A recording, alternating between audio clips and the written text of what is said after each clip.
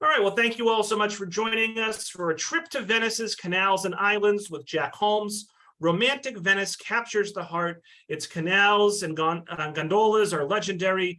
Visit its iconic canals, neighborhoods, and islands in this virtual armchair travel easy for me to say, travel presentation from Jack Holmes, a travel photographer and owner of Images from Near and Far at Western Avenue Studios in Lowell. A retired high school teacher, Jack previously served as president of the Greater Lynn Photographic Association, as well as the gallery manager of the Loading Dock Gallery in Lowell. And he regularly gives armchair travel presentations to senior centers and libraries in the area. So all 120 of us, let's give a big virtual round of applause to Jack for being with us this afternoon. And Jack, you can take it away. Thanks so much. Thank you very much, Robert. I appreciate the invitation, and thank you folks all for tuning in and joining me. I'm a traveling photographer and have been for some 6 decades. I spent almost a week in this famous and romantic place a handful of years ago.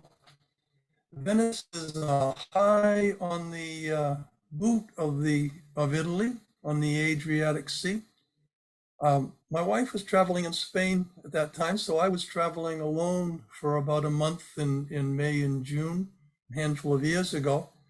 My flights from Boston went through Dublin on Aer Lingus and landed in Rome, and eventually left from Venice and flew back through Dublin to Boston. My route was mostly by train when I was in Italy. From Rome up to Siena, and then from Siena over to the Cinque Terre, and then from there down to Pisa, where I joined a group of people doing an archaeology dig down in Piombino at a Roman villa. When that was done, back to Pisa for a couple days, where I rented a car and then drove up into the Dolomites of northern Italy. I spent a day or two traveling up through Austria and Liechtenstein and Switzerland. Left the car in a place called Bolzano. Took the train down to Verona. Verona's a lovely place, by the way, for a couple days. And then I took the train over to Venice, passing through Padua. More to say about Padua lately. Venice is an archipelago of about 118 islands, population of about 250,000 and declining. It turns out that young people and professionals are moving away to where non-tourism jobs are found. About 55,000 or so people commonly live in the common islands known as Venice. Venice is kind of shaped like a fish. Mainland entrance to the train station here. Vaporati also there, and you take the Vaporati along the Grand Canal, past the Rialto Bridge, down to the belly of the canal. San Marco Plaza San Marco's down here, the Doge's Palace. My neighborhood was Castello, which is down here beyond. It's near Arsenal. Further on down is the St. Helena neighborhood. This is the Arsenal military area. We also will visit some islands up the way here. You can see this is Murano, and Burano is further up off the map. I didn't get to this island here, nor did I go to the cemetery or the Lido, which is over on this side here. The Lido is the beach that a lot of the folks will go to. Transportation in Venice is by foot, or Vaporati, or traghetto. Note the Vaporati here, which is the ferry, if you will, the metro. The traghetto here is across in the canal, works the canals, the big canal, not the interiors. Near the train station in St. Mark's, this Vaporetti's very, very crowded with travelers with large rolling luggage. As I boarded, the attendant pointed at a sign that I had not seen that said, "Backpacks cannot be on your back." And so I moved it to the front of me. I couldn't put it on the floor because there were rolling luggages on the floor. Not a lot of space for that. Vaporati ferry routes here, they look like a metro city line. All these different lines are different Vaporati route numbers. We took this way here down to St. Mark's and Arsenal. It cost about $8 at that time to make that trip. They have multi-day passes for these Vapораtis, and it makes sense to buy them if you're going to be using more than four rides in that particular ticket period. Short rides are not that expensive, but a long ride to the airport costs a bit more. I think the airport cost me like $12 or so from Arsenal neighborhood when I left.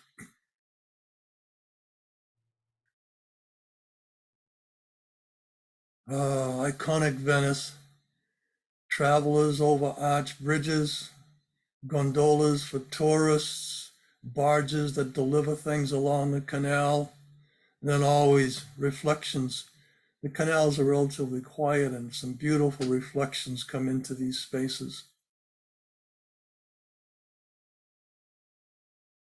Narrow passageways, arched bridges over another canal. Locals in some of these small spaces, I like to go to the places a bit out of the way. Here there's a public water spigot with drinkable water.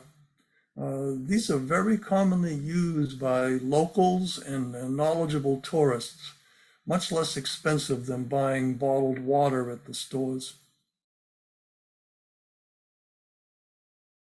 Rolling luggage can be problematic on the cobbles and canal bridges. This lady has a small rolling luggage. Fortunately for her, his is also quite small. I was glad I had a comfortable backpack for that month or so in Italy. This couple is looking for their hotel near the Campo Bandere Moro in the Castillo neighborhood. Venice addresses can be kind of confusing since streets are not well marked. I had booked a guest house room down a narrow street like one in the background here. It took me some scouting to find my street and the guest house on it. I passed the small guest house sign a couple of times by the door before I finally noticed it. This is my third floor guest house room for a few days.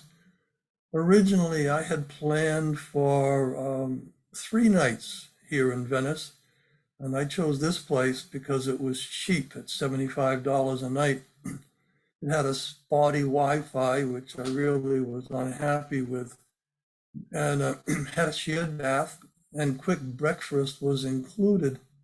I could also have cooked in the tiny kitchen. Rules for guest houses at that time, and I'm not sure about now, require that the host did no cooking or food preparation, and all food had to be prepackaged and brought in. This guest house was more like a 3-room hostel. It was pretty downscale. I shared this house with 2 Japanese girls with essentially no English and a German man who I rarely saw. The other view from the other side, you can see my travel kit. There's my backpack. It carried a small computer. My camera kit, which was actually reasonably heavy at that time, would have been packed and carried inside the backpack when I was transiting. I didn't carry a lot of wardrobe, like minimal amount. This particular room had no AC. There was a fan which I needed to use nightly, and there were no screens on the windows. There were 2 window sets here.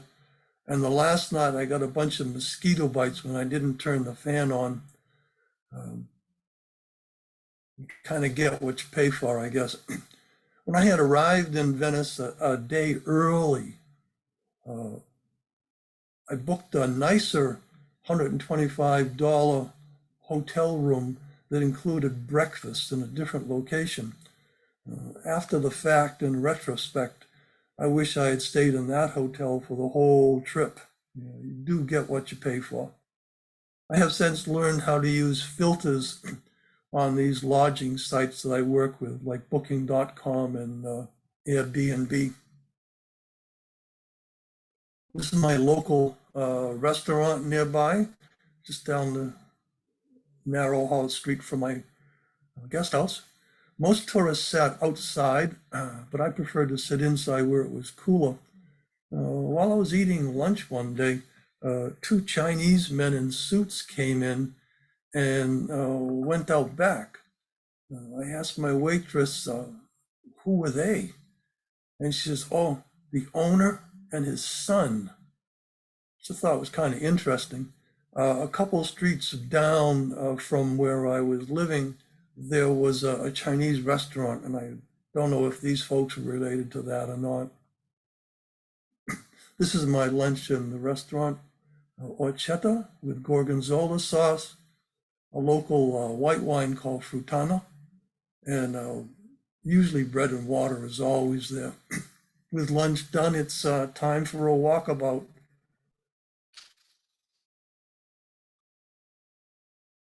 Canals, reflections.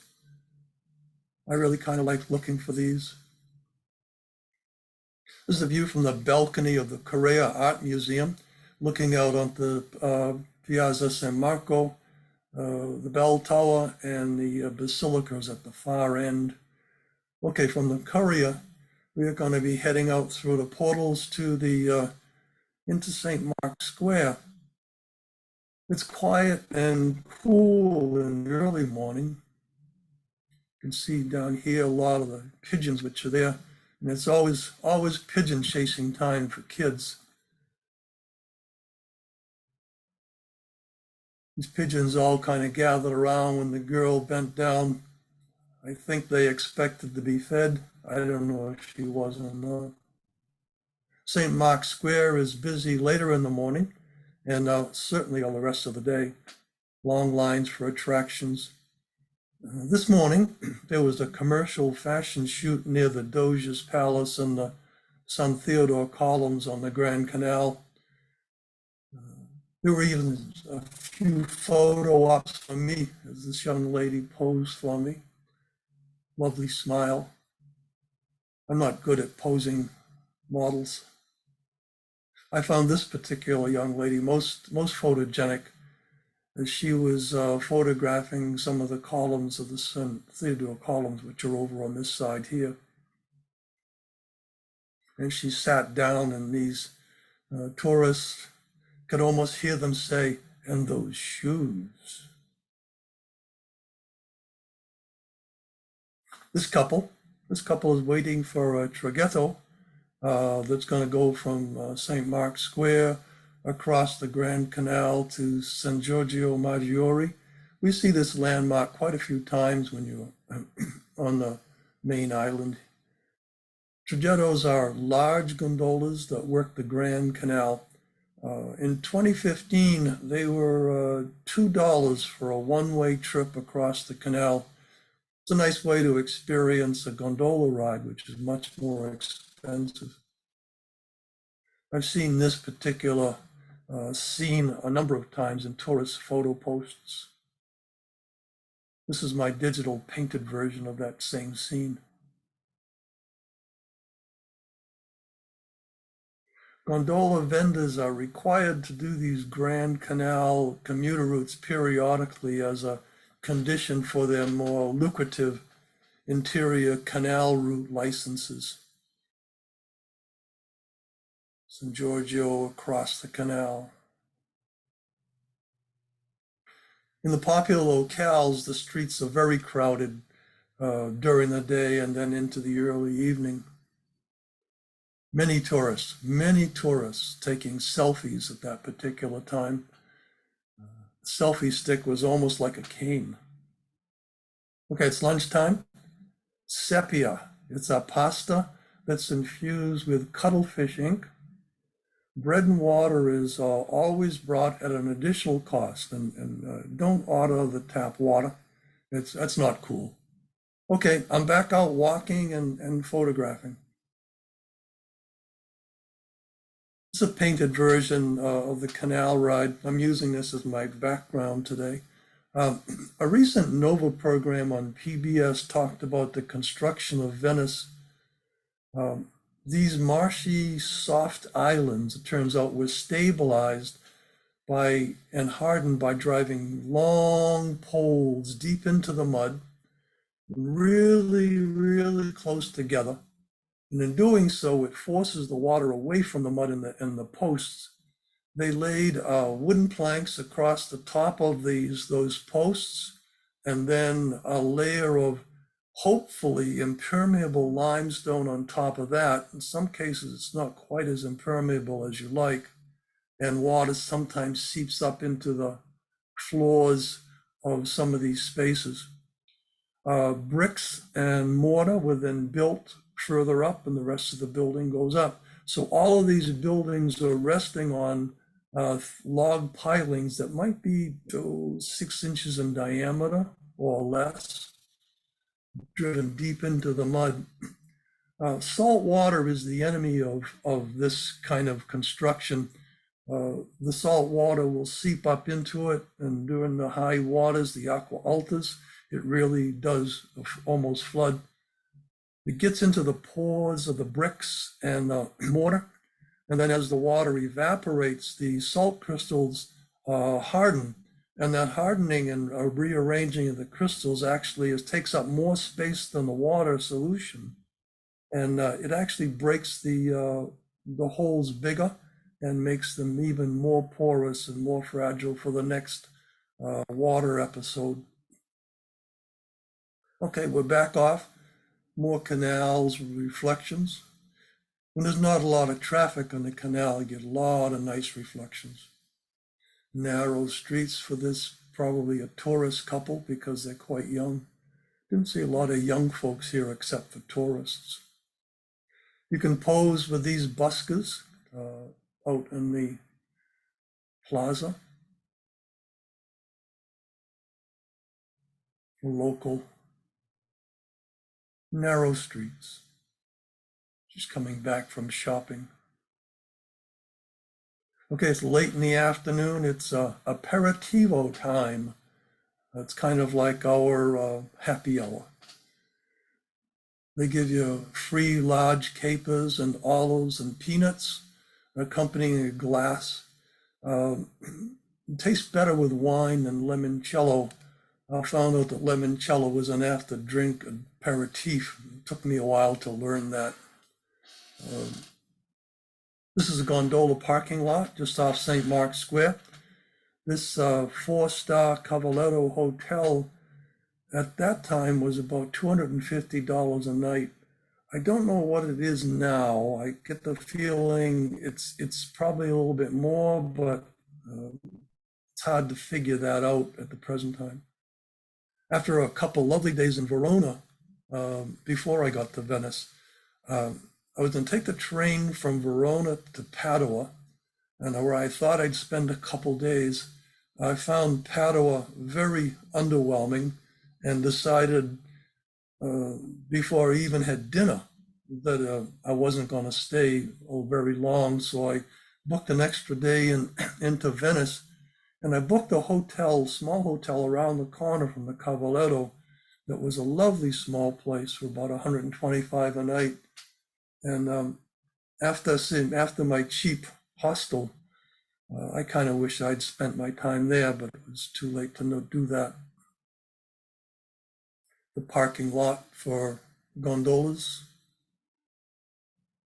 You say next, and a few years ago, a 40-minute tour cost about $90 and $130 at night for the same tour. I saw as many as 6 people in those gondolas. Here's a mark, a mask, and costume store near the gondola parking lot. It can be hard to find Venice-made masks now. Most of them are imported Chinese versions.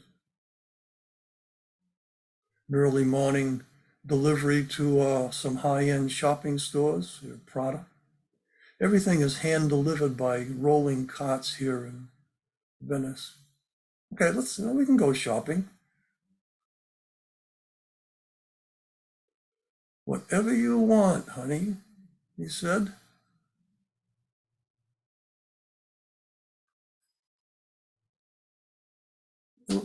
No, I don't think so. Stop looking at rubbish. Okay, we'll go see some art. There are a lot of shows and galleries and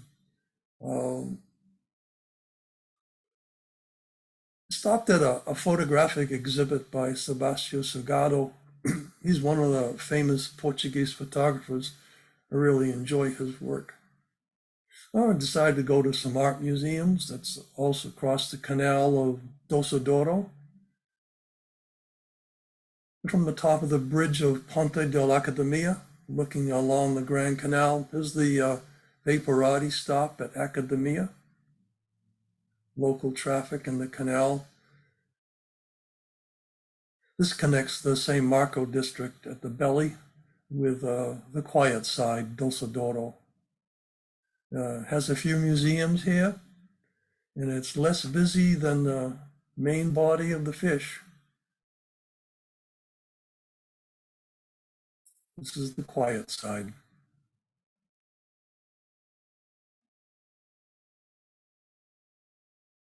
There's a couple on a balcony on the second floor above the canal. Let's see, it's the quiet side. On a back canal, there's a service station for gondolas and traghettos and barge work. This gondola here is one of the Black Doge's gondolas. We'll see one of those in the palace later on. A lot of work here for keeping boats up. Everything is hand delivered here in Venice or removed. This is a trash dump that's going to be loaded onto a barge later. Guggenheim Art Museum is here, one of them. There are many of these in the United States and Europe. Peggy Guggenheim actually lived here on Doce d'Oro, and this is her grave, and a number of her pets were buried in this space here. Her Venice Museum's collection is relatively quite modern as compared to some of the other things we see in other spaces.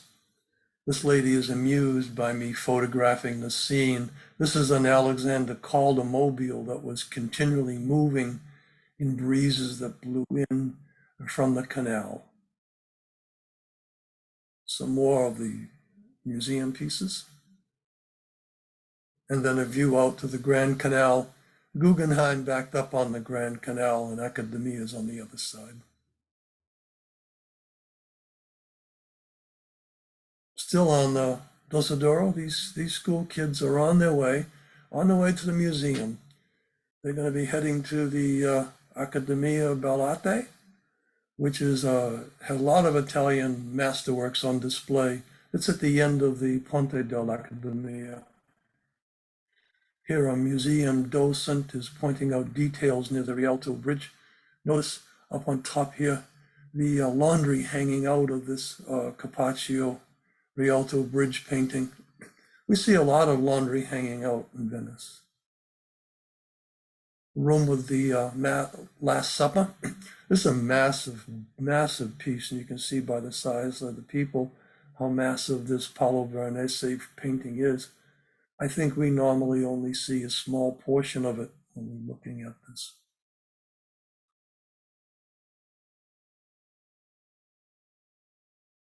Bellini's St. Mark's Square. This is facing away from the Basilica and the Bell Tower, and it's looking over towards where the Korea Art Museum is. We entered St. Mark's originally through these portals. Okay, we're back over near the parking lot. I'm going to start looking some more canals, some more canal views.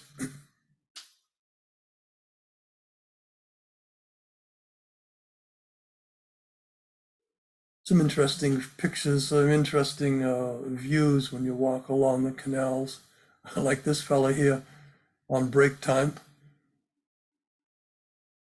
Didn't even notice me.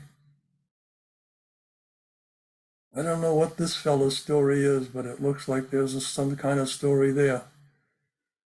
These are down near the traghettos. You hungry again? Okay. Panzerotti. It's a 4-inch diameter ravioli filled with chopped seafood. There's a cheesy milk sauce with some seafood bits and hints of heat in it. Tasty, tasty. Okay, evening time, walkabout. This was a wedding package shoot. This couple was from Taiwan, and they were on a package tour of Italy, probably just Venice. I'm not sure if it was just Venice, but certainly they were in Venice. They bring with them Western wedding clothes for photo ops. They would have been married in Taiwan before they got here.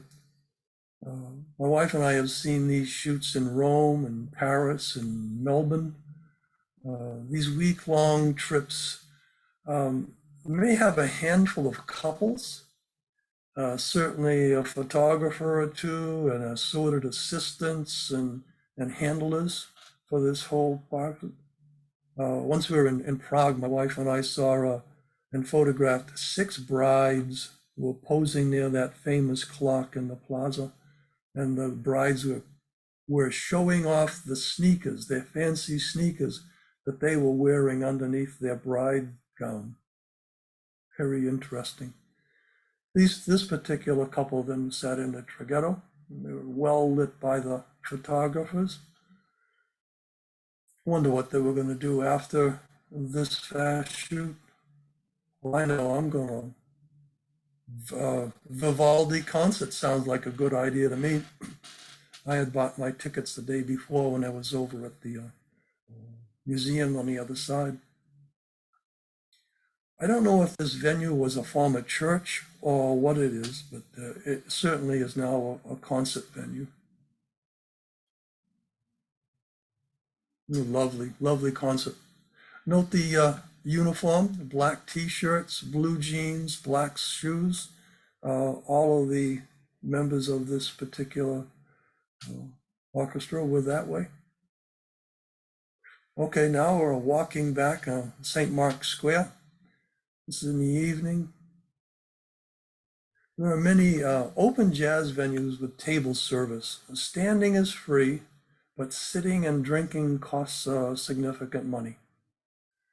Each venue did a lengthy set, then there was a break, and then another venue would start with theirs round, so all the way around St. Mark's all evening. You can also stop in small stores for gelato or crushed granites, or you could go to Hard Rock Cafe. This is right off the gondola parking lot for some drinking and dancing. Or you could go to a quiet club that was on the edge of a quiet canal. On the Grand Canal Walk, you could walk past the Bridge of Sighs that connects the Doge's palace with the prison. Or perhaps you could take a gondola to your front door.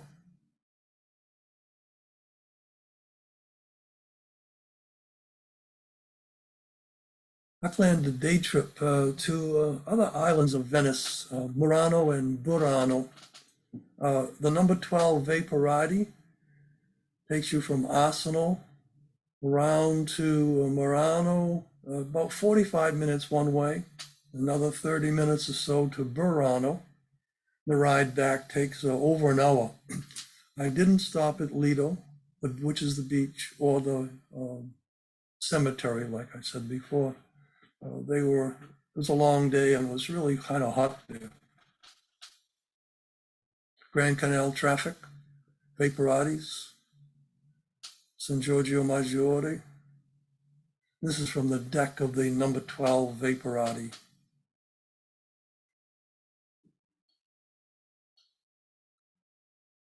Murano is famous glass-making island.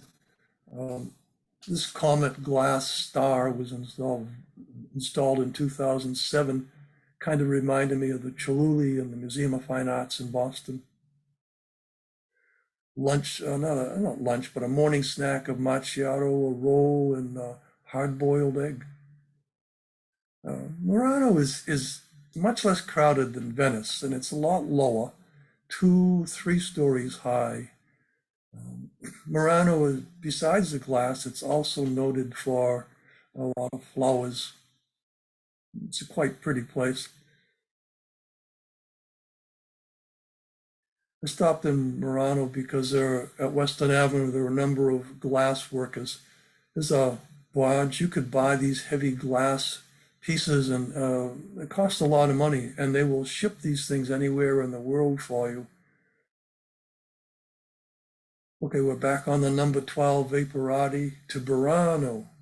There's a lady with a little dog in her backpack. I think that's a doggy pack. Burano is the lace maker's island, the leaning bell tower. Very colorful and quiet. It's shorter than Murano. Here are a lot of 2-story places with some 3-story places. Oh, there's a lady with a backpack again. Let's see if we can see her. There she is, lady with a backpack, and she was met by somebody who was on the island already. Quiet canals we've got here. Delivering goods by hand cart. No gondolas out here. And I didn't see many tourists. Did see a lot of folks who were obviously residents who would spend some time with each other. And these quiet Venice reflections, really kind of nice. Didn't feel as closed in as the main part of Venice. I could see spending a few days here. At that time, lodgings cost between $75 to $200.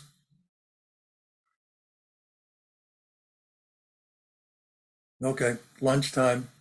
Did I say I never had a bad meal in Venice? Or in all of Italy, for that matter? Late lunch here beside the canal of mushroom risotto. Again, water and bread always accompanies these. Every Italian town seems to have one of these leaning towers. Based on what I know about the construction, I'm not surprised that they get leaning towers in Venice.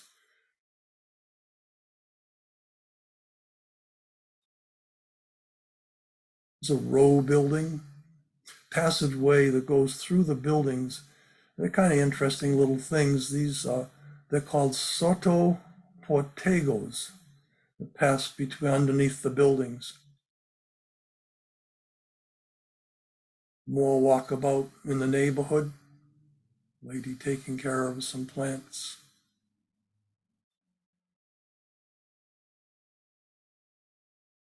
Looks like a neighborhood. And in this neighborhood, you had the best view of the tower leaning. I don't know when they're going to fall, but they do lean. They do lean.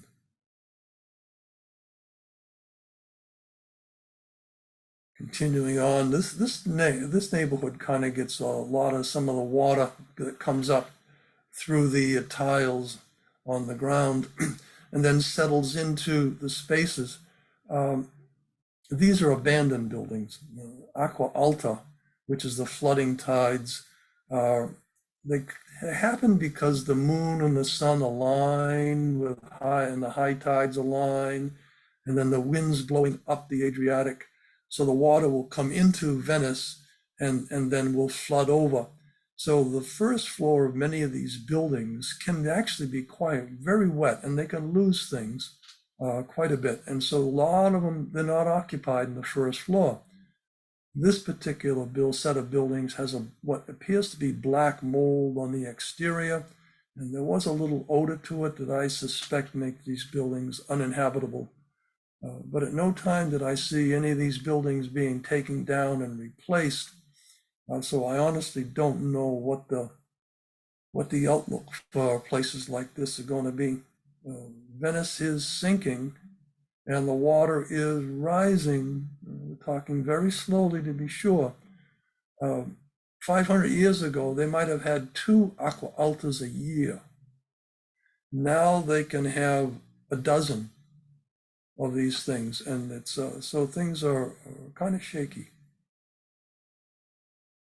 Well, enough depression. Let's go downtown Burano and the lace shops. I invested in some fine handcrafted lace here. Originally, I had thought that Burano was, was on the route, and so, okay, I'll stop there after Murano. And I thought Murano was going to be a more interesting space. It turns out it was exactly the opposite. I found Burano to be much more interesting and colorful and very nice place. This is the interior of the Lace Museum, and these ladies are making lace work.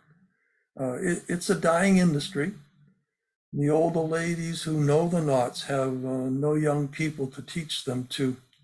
An intricate machine-made lace is far less expensive, and much of the tourist lace you'll find is from China, so you do have to pay close attention to what the origin of it is. One of these pieces, this one here, one of the ladies who ties some of these knots, well, let me step again. This is about 4 3/4 inches in diameter. It's flat, made in Burano. It costs about 200 euros, and it's made by probably 4 or 5 different women, and different women have different knot skills. These knots here would have been made by somebody, the exterior shapes tied by somebody else, interior somebody else, this by somebody else. So there could have been 4, 5, 6 people who actually made this one piece right here.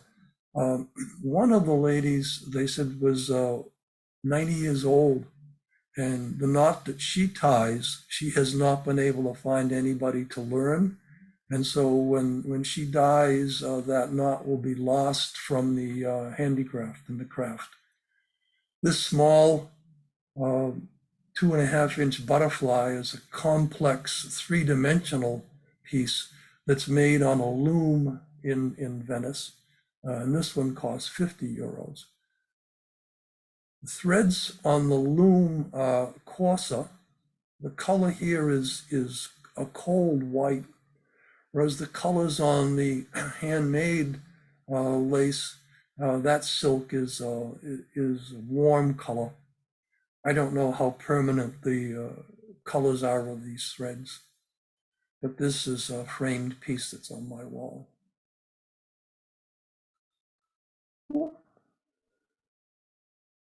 Local lady with her shopping.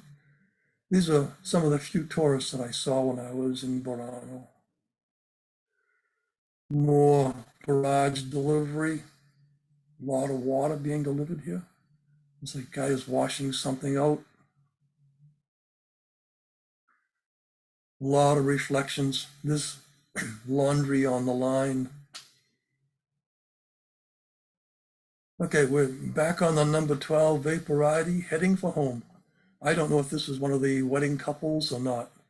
They didn't look like the couple we saw in the previous images. Delivery barge approaching. Notice the eye here on the barge. Protect it from the Vaporati. I'm back in Campo Bandera Moro, near my home. Home is where I'm staying while I'm traveling away from home. So I'm watching some soccer here in the Campo. Soccer is quite common in Italy, obviously, and they're very good at it. These young kids are using trash cans for their goal.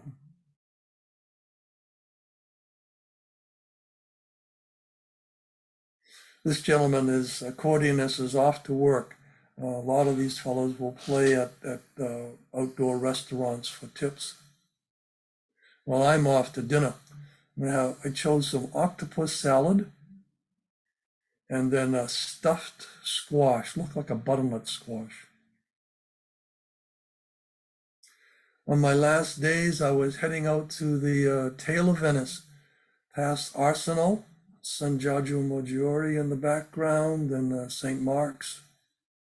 This gentleman was fishing. The Adriatic is out here on the horizon. Little fishing time here in Arsenal. And I think this fellow was doing some napping time as well as fishing time.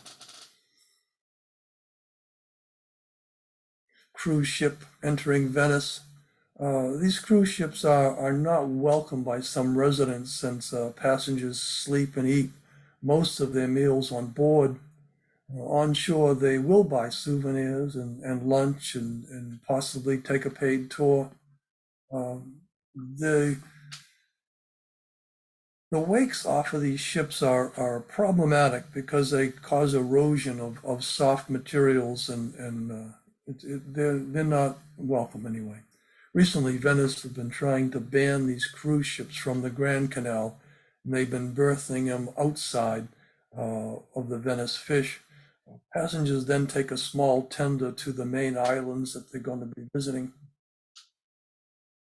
Here's a vaporati near Arsenal and a statue for those who are fishermen lost at sea. We are in Isola de Santa Elena neighborhood, which is way out on the tail of the fish.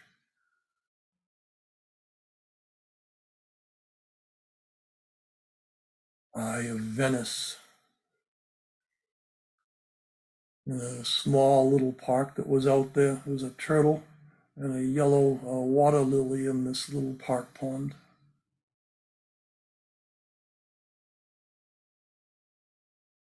The main canal here in Santa Elena. These folks are coming back from shopping. All the way along here, there would be fishing and fish and butcher shops and dry cleaners and whatever kind of services you want. And then further on down is the produce barge that's in the canal. And a lot of people, they pretty much shop every day. It looks like prices here were kind of interesting. And they had all kinds of things that were available. Wash day in Santa Elena. It always seemed like there was wash hanging out when I was in the neighborhoods in varying places. Again, some older residents, some passing some time. When I was out there, I was probably one of the very few tourists who were there. Everybody's going about their daily business, not paying much attention to anybody except their neighbors.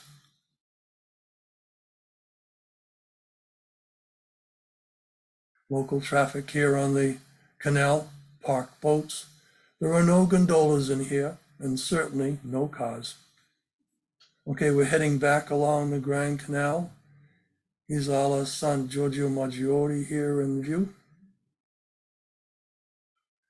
My last afternoon, it was a good time to visit the Doge's palace near St. Mark's Square. This is the Doge's gondola. We saw one of these being serviced over at the service station on Dosodoro. Up the staircase of giants. This is late in the day, so there are not a lot of people here in line. Relatively few people inside. But we're in the grand rooms. These rooms are amazing paintings. Works by Veronese and Pisanello, and Bellini, Carpaccio, and Titian, all around the palace of the Doge's palace. And I don't know who was painting what. I tried to do some research on it and I was befuddled. Walking along the corridors, fine art piece. You can see that that piece there, statue, is way down the end of the corridor here. And there is that sculpture. And she's looking across back the way at some restoration work that was taking place on some of these pieces.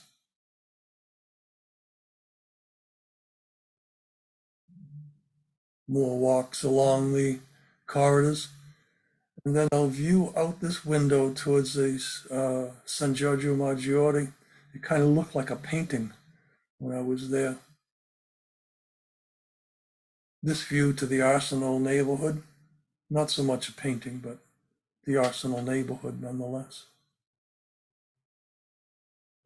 The Doge's Palace is connected to the prison by the Bridge of Sighs, and this is the last view the prisoner would have as they went into the prison. You can take tours into the prison, or you can go self-guided by yourself. It's not a particularly large space, but it's interesting. This is the view from the Bridge of Sighs as we leave the prison. Notice the crowd along the Grand Canal and the traghetto in the canal. Back in the Doge's apartments now, with a view of the Vaporati pier at Arsenal. I often took it from there. Now, for those who like to read some gentle mystery books, this is a series that's focused on Venice. It's written by a woman named Donna Leon, and she features Guido Bernetti. Guido is a chief inspector in Venice. His wife is a English literature professor at a local university. They have 2 teenage children. Interesting read. You don't have to read them in sequence, but I find them more interesting if you do read them. The ones that I can't get from the library, I have the library do the interlibrary loan, and I try and get them in sequence as we go and read through the whole series. Quite a few of these. Very interesting. Gentle Mysteries. There's a free shuttle ferry that goes from Arsenal over to the high-end hotels near San Giorgio Maggiore. Last views of the canal.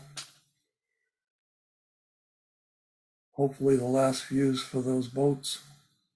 Anyway, it's time for me to catch my number 4 Vaporati to the airport.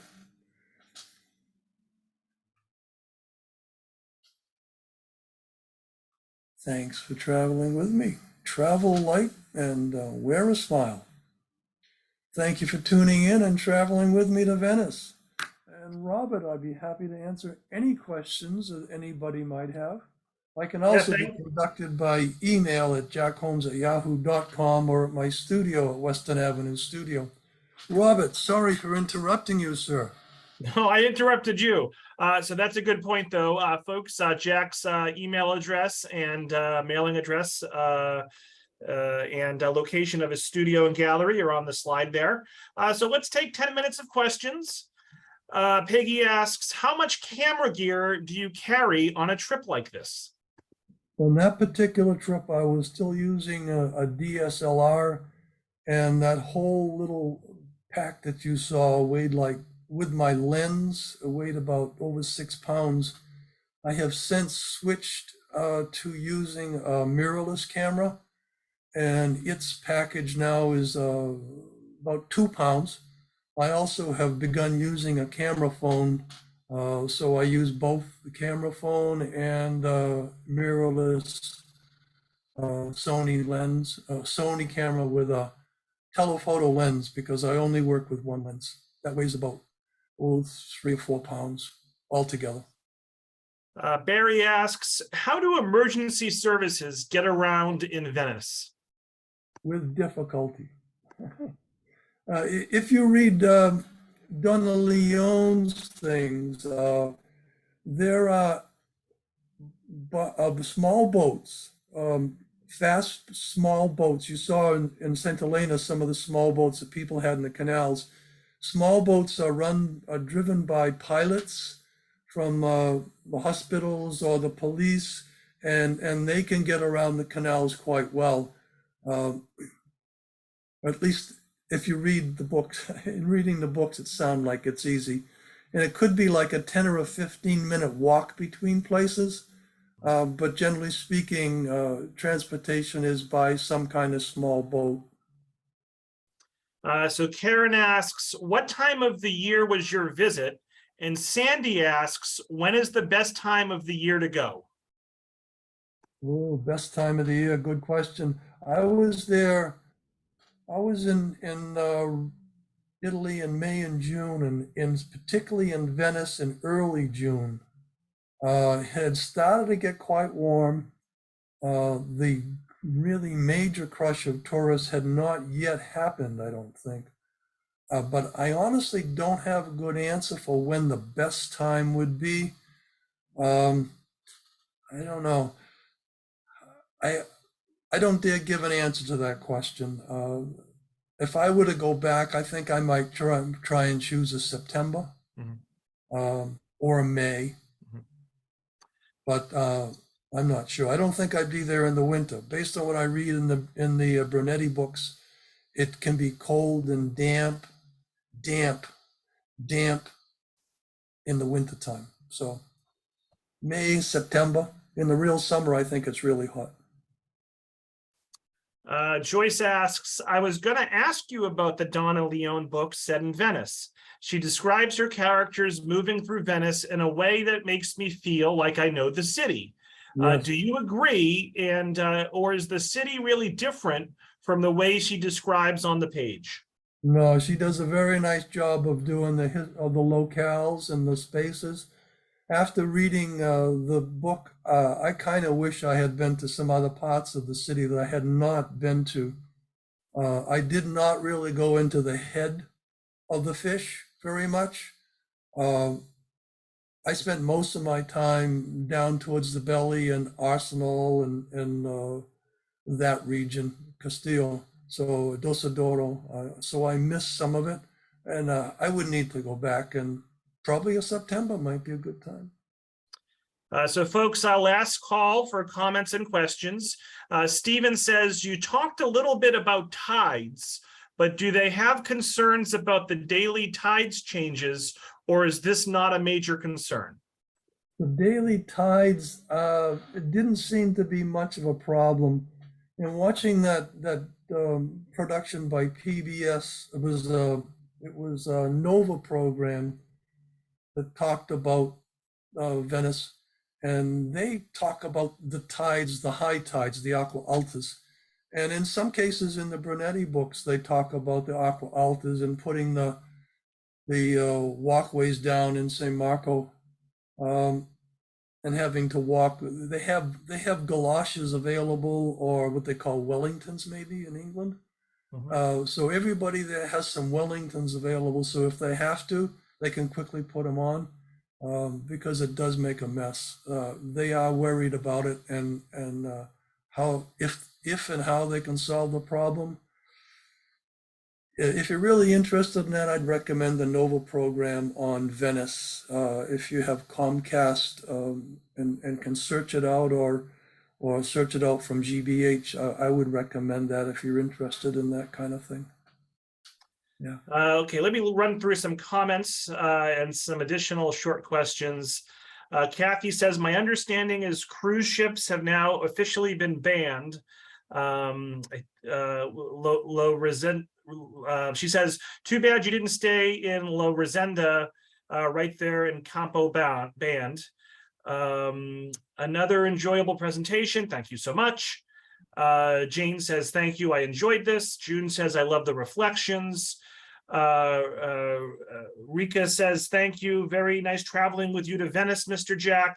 Wonderfully narrated. Have a great day. Kathy recommends the spring and the fall.